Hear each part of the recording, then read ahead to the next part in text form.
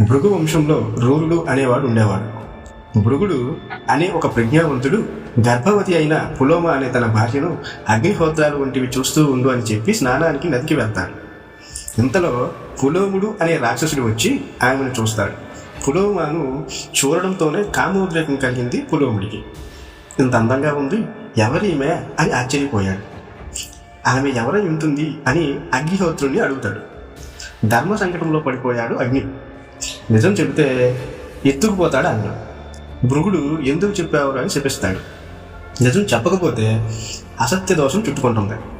శాపమైనా పర్వాలేదు, అసత్యమాడి దోషం తెచ్చుకోలేను అని భృగుడి భార్య పులోమ అని చెప్పేశాడు. వెంటనే పంది రూపం ధరించి ఆమెను ఎత్తుకు పరిగెత్తాడు పులోముడు. గోలు గోలు అంటూ ఏడ్చింది పులోమ. ఆ దారిలో ఆమె కన్నీళ్లు కారి పెద్ద నది అయి ప్రవహించింది. ఆ నదే వధూసరా నది. రాక్షసుడి దౌర్జన్యం పులోమ కడుపులోని శిశువుకు కోపం కలిగించింది. వెంటనే గర్భచ్యుతుడై పైకి వచ్చేశాడు శిశువు. గర్భచ్యుతుడు కావడం వలన అతన్ని చవనుడు అన్నారు. చవనుడు ప్రళయాగ్నిలా భగభగమంటున్నాడు. చవనుడు కింద పడటము, పులోముడు భస్మం కావడము ఒకేసారి జరిగిపోయాయి. కొడుకుని ఎత్తుకుని ఇంటికి వచ్చేసింది పులోమ.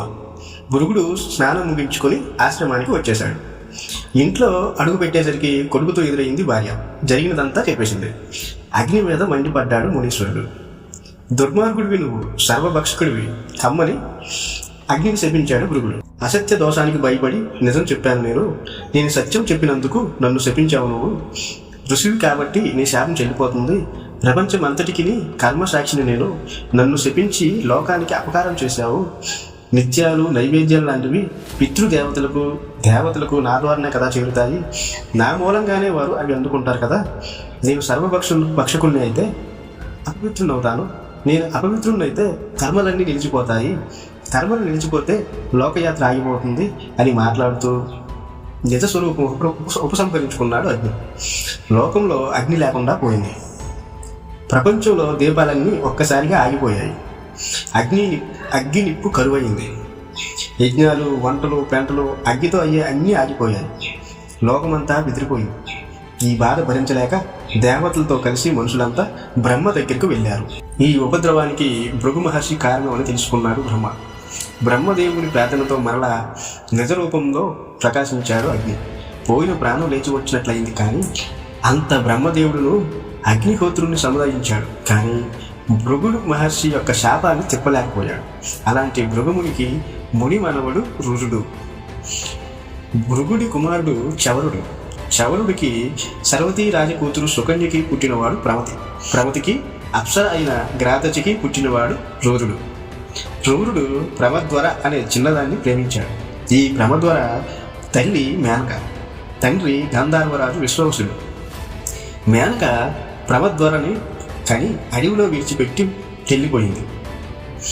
స్థూలకేశుడనే ముని తెచ్చి ఆమెను ఆశ్రమంలో పెంచాడు. రూరుడి ప్రేమ తెలుసుకుని ప్రమద్వరుని తెచ్చి పెళ్లి చేయాలని నిశ్చయించాడు ప్రమతి. స్థూలకేశుడు అంగీకరించాడు. ముహూర్తం కూడా నిశ్చయమైపోయింది. ప్రమదర చెలికత్తెలతో ఒకరోజు ఆడుకుంటూ ఉంటుంది. పొరపాటున ఓ పాము మీద తన కాలు పడింది. కస్సుమని కాటేసింది పాము. ప్రమదర ప్రాణం విడిచిపెట్టేసింది. ప్రమతి, రూరుడు ఆమె వద్దకు వచ్చి చాలా బాధపడ్డారు. ఆ ప్రదేశంలో నిలవలేకపోయాడు. హృదయం చెక్కలై అడవిలోకి వెళ్ళిపోయాడు. ఆ అడవిలో వెర్రివాడిలా ఆక్రోశంతో అరవసాగాడు. ప్రతి దేవతని ప్రార్థించాడు ఆమె బ్రతికి రావాలని. అయితే అప్పుడే ఆకాశంలో ఒక దేవదూత కనిపించాడు అతనికి. ఆమె బ్రతకాలంటే నీ ఆయుర్దాయంలో సగం ఆమెకు నువ్వు దారిపోయాలి అని అంతర్ధానం అయిపోయాడు ఆ దేవదూత. సంతోషంతో సమ్మతించాడు రూరుడు. ప్రమద్వరుడికి తన ఆయుష్లో సగం దారి పోసి బ్రతికించుకున్నాడు. ముందు కంటే కలకలలాడుతూ లేచి కూర్చుందామె.